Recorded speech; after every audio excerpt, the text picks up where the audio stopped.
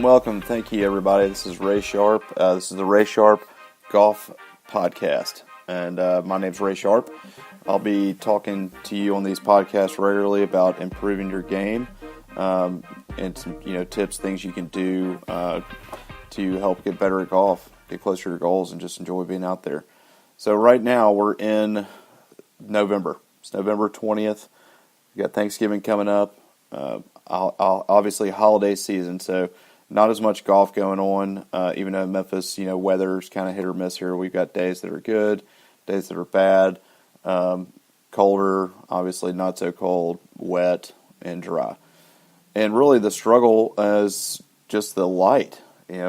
We get off work a lot of times around 5 o'clock, and now it's starting to get dark at 5 or just before, and we'll eventually get to where we only have about 8 hours of sunlight in the day, so it's a little depressing as golfers when this time of year comes, because we know, hey, I can't go play after work anymore, go play 9 holes real quick. And even on the weekends, you're really dependent on the weather. If it's too cold for the course to be open and the greens are covered, you can't play on the weekend, so there you're losing that 1 or 2 days that you'd play there. Or if it's raining. We get a lot of rain during the winter in Memphis, and obviously no one wants to play in the cold rain. And then obviously with wind. So depressing time for golfers for the most part in our area, even though we're further south. People up north have it worse. So today we're going to talk a little bit about off-season golf, what you can do when you play, what you can do when you're not playing to get better. If you don't know who I am, I've been teaching golf in Memphis for over 10 years. I've grown up here, lived in Orlando for a couple of years to go to a golf school there. But other than that, been playing over 30 years, love the game, love helping people improve and get to their goals. So today, let's go ahead and get into a few things that you can do when you are faced with this horrible weather, this issue of coldness and rain and wind.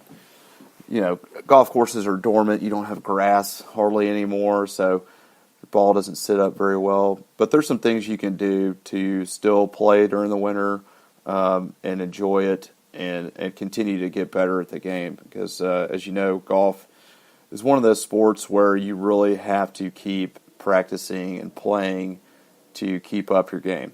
You're not going to be like riding a bike where you get on there as a kid or even an adult, you learn how to ride it, and it's a pretty simple motion, and you're good. You can ride the bike even if you don't get on it every week. Golf's got a lot more pieces to it, a lot more moving parts with your body and with your mind. There's a lot of focus that goes into it. So we'll talk a little bit about those things, what you can practice to help keep you sharp going into the next season, which hopefully will be in March. So we only got a few months for that. Let's go ahead and talk first about some things that you can do when you play. So if you're one of these people that is obviously just a fair weather golfer, you don't go outside and play when it's below 50 or below 60 even. If you're not going to do that, that's fine. There's things that we'll talk about you can do inside. But if you're somebody that likes to go out and loves the game so much that even if there's a little bit of sunshine and the wind is not howling and freezing you, you'll get out there and go play with your friends or family or even by yourself. Number one, a lot of people ride in a cart when they play golf. If you can during the winter, sometimes it's better to walk just because you'll keep moving. Your body stays warmer from that, obviously. But, you still are going to be dealing with the coldness. You're out in the cold. And when you stop moving, you're probably going to feel that. So that does help a lot to cut out some of that just uncomfortableness from the chill. If you can, like myself, get yourself a cart cover and a heater. That's really the best, is putting a cart cover on the cart will give you kind of a sanctuary or somewhere you can go to obviously warm back up in between shots. Typically the coldest you're going to be is on the green if you've got a few people you're playing with and you're waiting for everybody to go. You're just like, go ahead and make the putt so I can get back to the cart and warm back up. Just the cart cover is typically good enough for most days.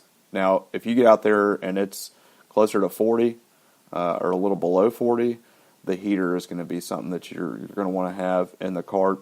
Little propane heaters you can get. There's a bunch of different companies. I think they might even have some electric ones now, but supposedly that makes the golf cart 65 degrees when it's sealed up. So that's not a bad little refuge if you're out there and it's really cold outside. I would say just be careful a little bit with the heater. You know, it is propane. You don't necessarily want to have your cart completely sealed by the cover, because you're going to be probably breathing in some of that stuff. If you're getting in and out of the cart, it's probably not so bad. But I would say, be careful you don't burn yourself either. Most of them, are pretty hot, so just be wary that it's there, and just be careful overall. But nice thing to add to keep you warm. If you're thinking about just the grass in general, so you got the cold, obviously, that you're going to either layer up, wear some long underwear, or get some of those little pocket warmers, or you got your cart cover and your heater. So that's all you can really do for yourself. The golf course itself is kind of in the off season too. Right, the weather affects the grass, affects moisture levels too, and how wet or muddy it is. The grass is obviously dormant. I have the saying, when the grass is brown, I don't play it down. So for people that don't know what that means, playing it down is where you never touch your ball.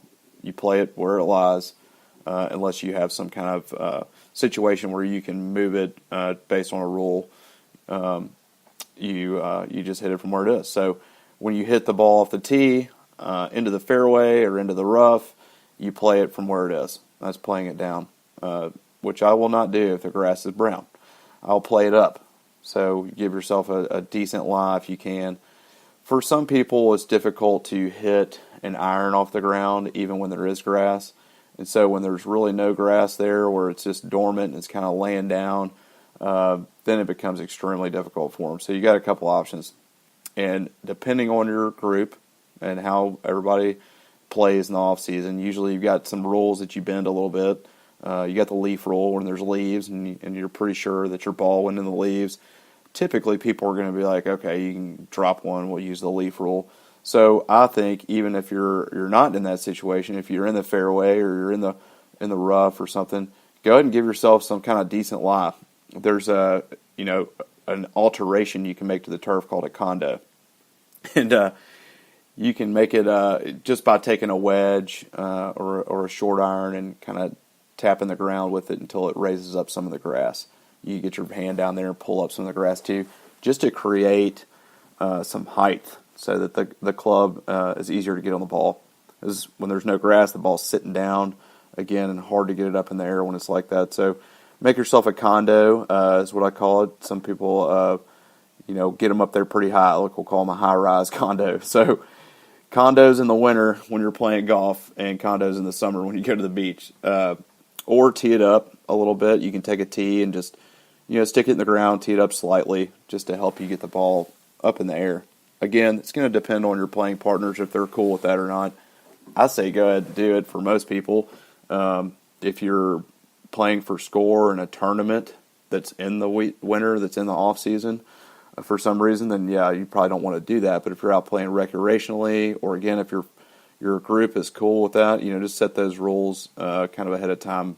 We're not playing it down because it's off season, and you can build a lie a little bit too. Get yourself a condo or put a tee in the ground just to help you get that ball up in there and have some more fun, because you're already out there struggling with the weather anyway. Why make it harder on yourself hitting off dormant grass or stuff like that? So I would definitely recommend you do that. Also, use something different than a white golf ball if you can. If you just can't stand color golf balls, I get it.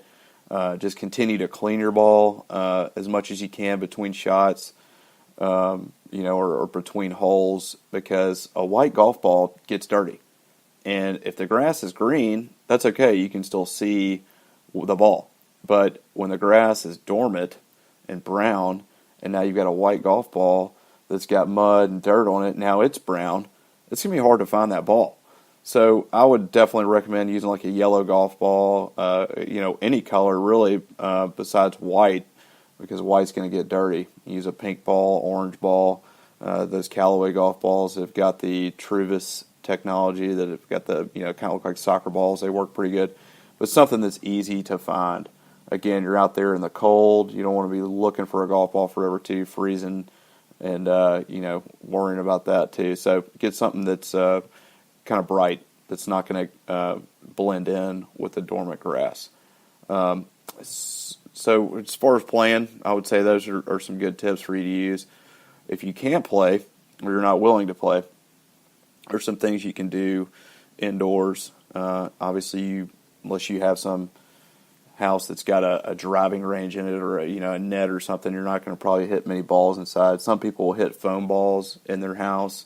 You may be tearing your carpet up or putting a dent in the wall with one of those, so I wouldn't recommend really hitting any shots in your house. But most people don't think about putting, obviously, is that big of a deal. They want to hit the ball long and straight and all that stuff, but putting is around 40% of your score. And I can't tell you how many times putting saves me on the golf course. When I'm having a day I'm not hitting the ball well, chipping and putting, and it ends up coming down to putting. Once they get the ball on the green, you got to get it in the hole.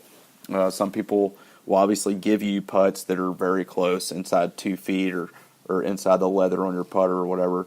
But if they don't, you better be able to make those short ones. And then on the long ones, you need to really be good at distance control and trying to keep those closer to the hole so you don't 3-putt. So what I do is use a putting mat indoors.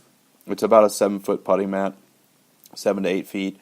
And then I've marked 2 feet, 4 feet, 6 feet, 8 feet on the mat. So you can take a ruler out and go from the hole and just measure out every couple of feet, or you can do every foot. You can do 2 feet, 3 feet, 4 feet, 5 feet, and so on and so on. But that's something you can do inside where it's warm that's actually going to really help your game. And putting is one of those things that even a pro golfer really struggles to be, perfect at. They're pretty perfect from about 3 feet and in. They don't miss many 3-footers, and they certainly don't miss stuff less than 3 feet very often. I think the stat's somewhere around 100%, like 99% of those 3-foot and in putts. But once they get further out, 6 feet, 8 feet, 10 to 15 feet, those percentages go way down. The 10 to 15 footer, they're making about 30% of those. Even 6-footers are only making 60 to 70% of those putts, and those are the ones when you're on the course, they're really going to save you. If you've hit a bad first putt, if you can make that 6-footer, you got a par. Or let's say you hit a great shot into the green, you only got 6 feet for birdie. You need to take advantage of that and make that putt, because surely you're going to mess up another hole, make a bogey, or you may not get another chance to make a birdie putt. So getting yourself to be more confident with putting in the off season is really crucial. I would tell you, if you can, I'm not sure what the company is that made my putting mat, but you can look them up online.